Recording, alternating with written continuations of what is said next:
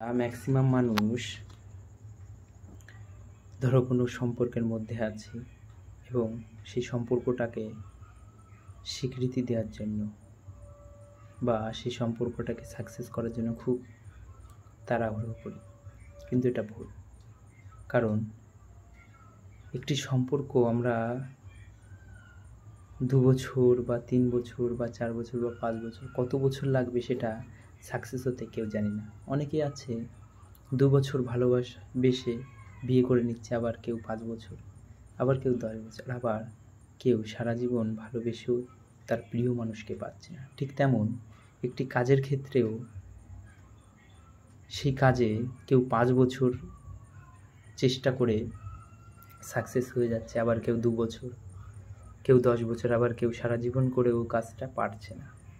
তাই কখন কার সাকসেস আসবে আমরা কেউ জানি না। তাই কর্ম করে যেতে হবে, ফল অবশ্যই ঈশ্বর দেবে, তাই তার উপর বিশ্বাস রাখবে। কর্মটা আপনাকে কিন্তু চালিয়ে যেতে হবে।